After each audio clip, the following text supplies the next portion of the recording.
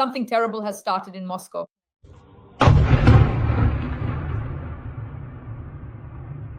Apartments are burning, explosion, flash. You can take off at 7th, mass evacuation.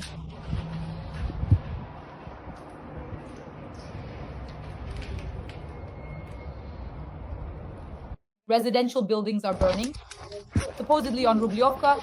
No, you said the grandmas found it, that's it, done. Parking lots.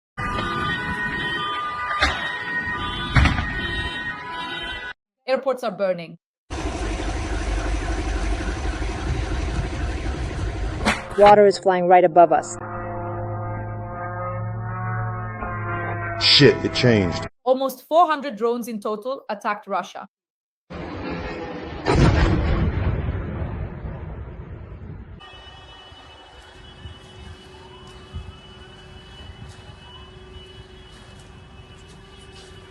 Russia's Ministry of Killing declared it the most massive attack on Russia in 2025. Glory to the armed forces of Ukraine, friends. Let's start with these explosions in the center of Moscow. Sudden smoke.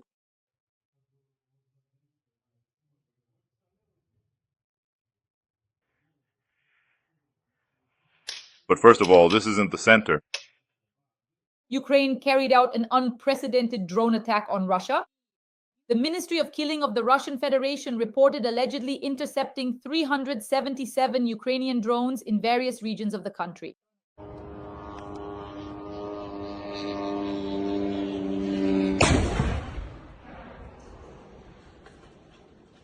Most of the drones were shot down over the Kursk region, 126 in total. Debris, explosions, you can see it all right now.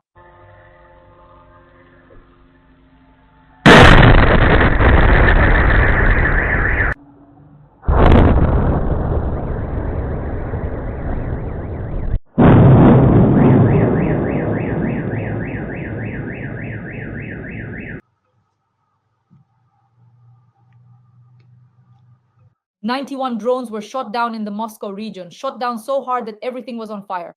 Houses, apartments, high-rises, parking lots. According to preliminary reports, 1 person was killed and 9 were injured, said the head of the region, Andrei Vorobyov, and the mayor of Moscow. Sergei Sobyanin called this attack the most massive of the entire war. The debris and explosions from the drones made Solovyov tremble and fell on residential buildings in Ramenskoye and Lyubertsy. At least 7 apartments were damaged and 12 people were evacuated from them." Well, what are you going to do?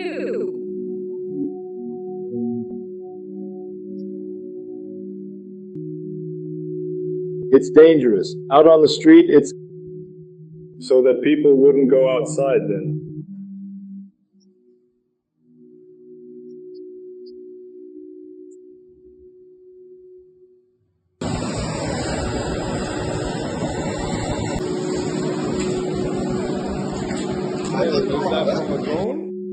No.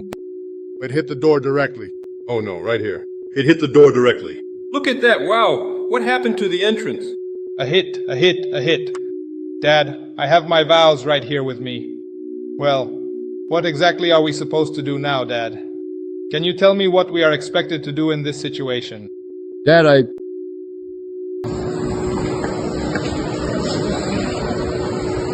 To be continued.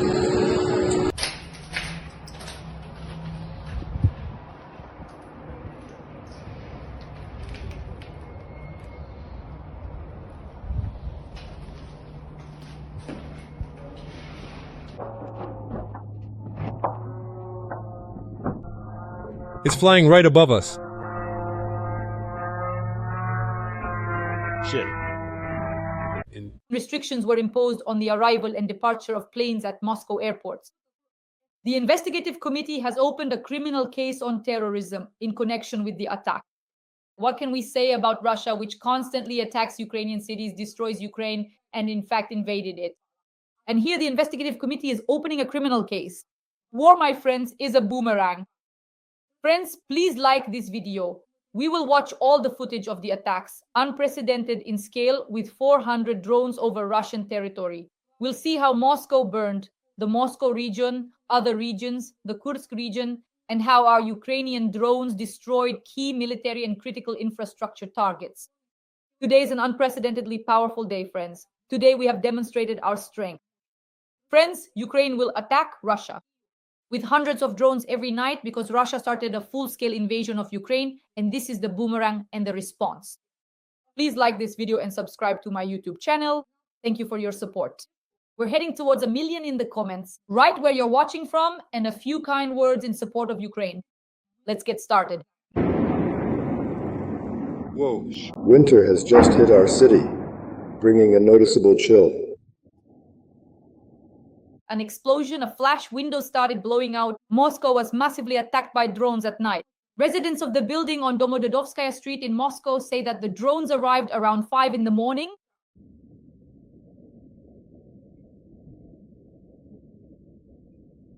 An explosion, a flash, windows started blowing out from above.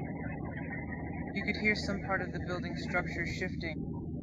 I wasn't scared at all, which is the most important thing. I grabbed the essentials, my passport and my dog, and went out into the stairwell, immediately called 112, just like they say.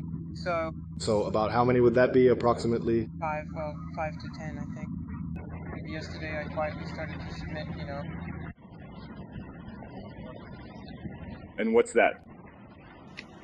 It's of course from all sides. According to the Russian Ministry of Defense, 91 drones were destroyed overnight over the Moscow region and Moscow itself. These shots of the damage are, of course, debris and bangs. Solovyov, of course, is having his usual hysterics. We're bored. It's stagnation. We want some action. But as soon as things start happening, everyone freaks out. And seconds and bullets. Unfortunately, even bullets are whistling now. So now we're scared. It's terrible, just terrible. Well, it's terrible. But not terrible, terrible, terrible. So around 1 in the morning, residents of Kursk and Kurchatov reported at least 5 explosions. That was at 1 in the morning. Soon after, explosions also thundered in the sky over Ryazan. Locals reported hearing at least 20 explosion sounds. The walls and windows in their homes shook and car alarms went off. A drone attack threat was also declared in the Samara region and in Tatarstan. Drones as well were shot down over the Vladimir Tula and Kaluga regions. Specifically over the Kaluga region, air defense forces reportedly shot down more than 15 drones overnight. According to the Ministry of Defense, between 337 and 370 Ukrainian drones were shot down overnight over several regions of Russia. If they only shot down 400, how many were actually flying? That's the key question. The attack became the most massive in 2025, according to Amir of Moscow Sobyanin from the Russian Ministry of Defense. He stated that 73 drones were shot down as they approached the capital. But what exactly attacked the capital and what attacked the Moscow region? Take a look at this footage.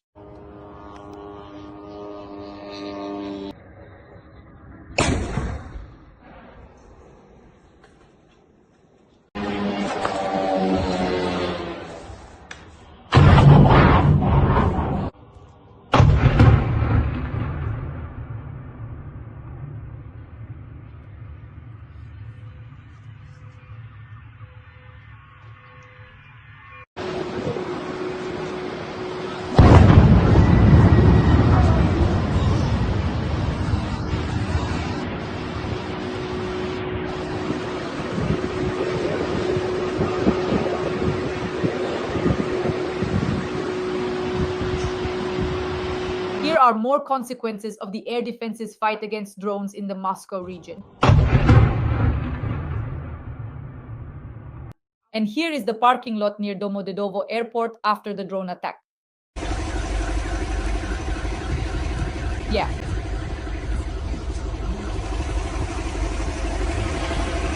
Besides the Moscow region, at night, drones also attacked the Steel Horse oil depot in Oryol and the Diagilevo airfield near Ryazan. Later, more footage was clarified. You can watch it right now.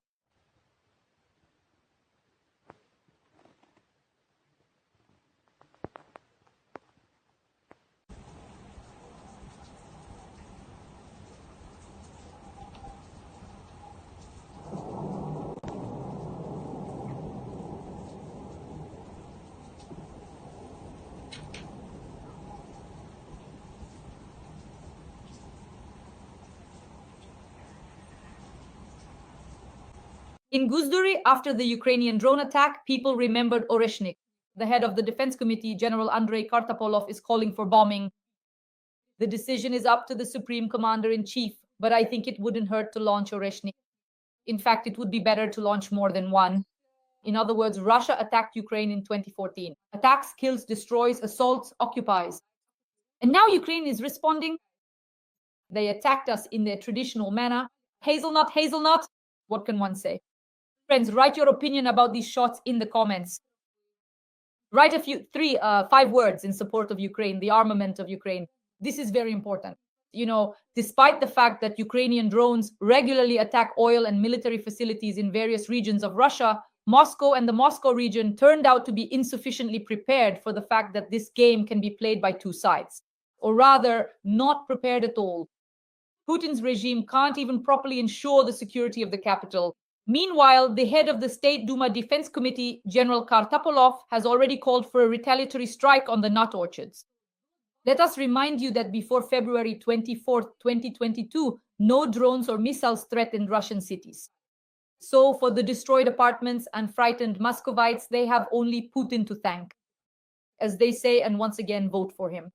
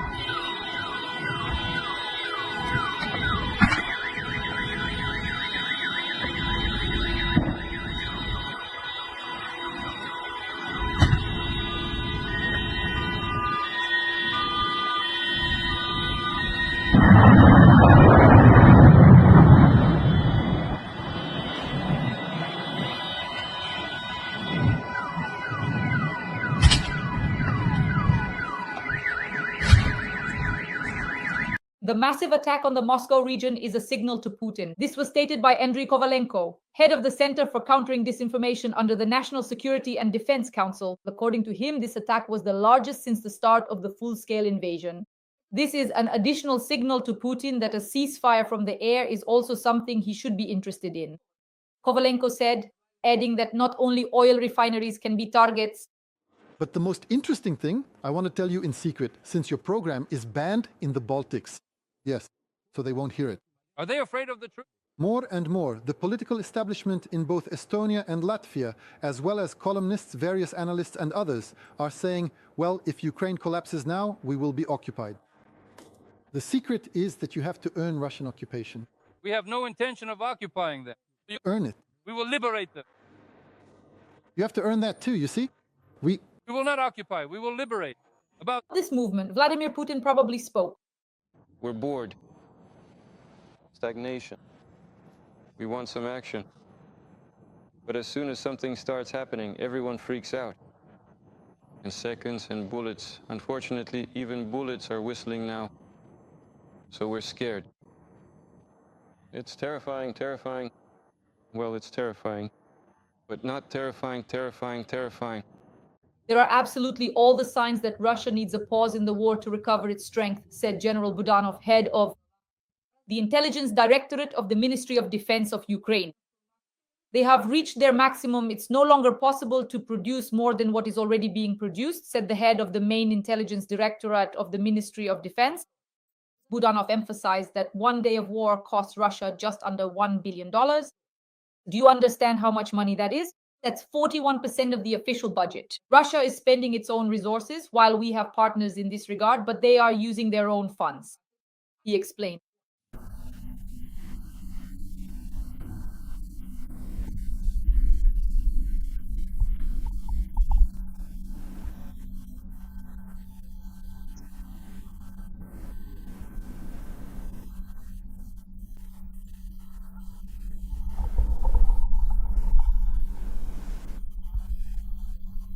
In Geneva, a plan for a ceasefire in Ukraine was presented.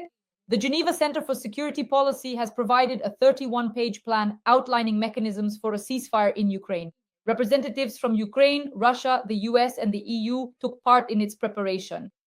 In particular, it provides, first, for the creation of a buffer zone at least 10 kilometers wide and the deployment of 5,000 civilians and police officers to patrol it, as well as about 10,000 foreign military personnel to ensure security. The organization of the work of international observers would involve a joint commission made up of Russian and Ukrainian military personnel.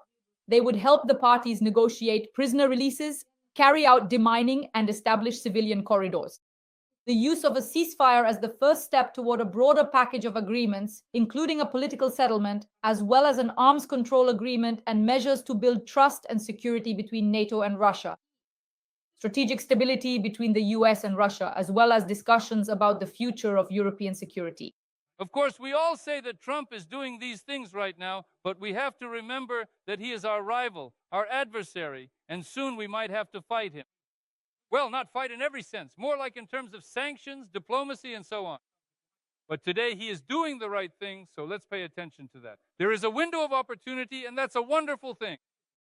So they cut off information, disabled satellites, suspended their weapons, even removed agreements from their website, agreements with Zelensky. So what is he telling us?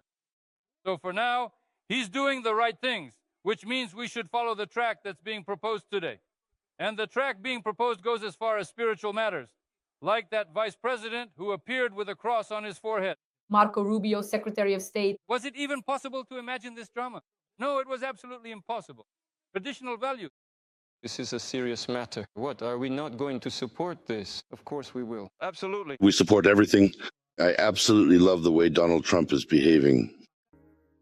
Olga, when I watch, I think that Europeans are much more cunning and dangerous than we're used to thinking of them. Just look, for example, at the Scandinavian region. They're not just accusing Russia of preparing for aggression in general. They're accusing us of trying to take disputed territories, which, mind you, they themselves brazenly reclassify. Frankly, I have no other word for it. Well, for example, Svalbard, a classic example, right? After all, according to the 1920 treaty and the decision of the Norwegian parliament in 1947, Norway guaranteed special rights to the Soviet Union, namely that we have the right to establish scientific settlements there and to conduct fishing in Norwegian territorial waters. Moreover, they were not to station any military contingents there. Later, we didn't include Svalbard in the Murmansk Agreement of 2010. There you go. So now they said that all rights are revoked, and now they're also going to deploy troops there. And they'll tell us it's our own fault. And we don't remember anything about any special status for Svalbard. The same goes for the Åland Islands. These islands have had neutral status since the 19th century. And Finland confirmed this to us after the Winter War in 1940. There was a separate convention regarding the status of the Åland Islands. Now they are quietly abolishing the special status of the Åland Islands. The same thing is happening with Gotland. After all, we forget that Sweden has been a neutral country since 1814, and Gotland's status was neutral as well.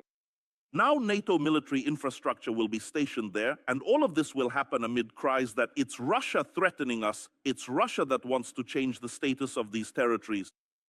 But generally speaking, they do understand correctly that all these territories, at one time, Russia made concessions to them and guaranteed a special status for these territories. And playing this game could be very dangerous for them, because for Russia, these are three very sensitive points: Gotland, the Åland Islands, and Svalbard. We just have to raise an eyebrow, and Ukraine will understand everything. We'll take Kyiv. There will be neither Biden nor Trump. I know Americans very well, and so do we. America would be struck. 95% total destruction.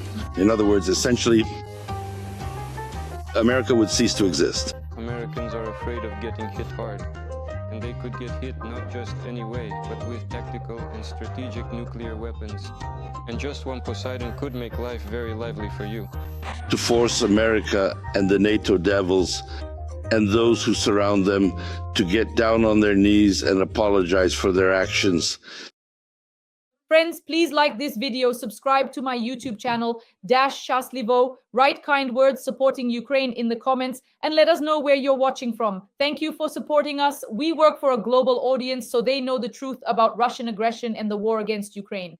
So stay with us, be on the side of light. I thank you for every like, every comment, and every subscription, because in the information war, this helps our videos reach as many people as possible around the world, and as many people as possible around the world will support Ukraine. Friends, stay with us. Glory to Ukraine, glory to the heroes. We definitely will. We will win.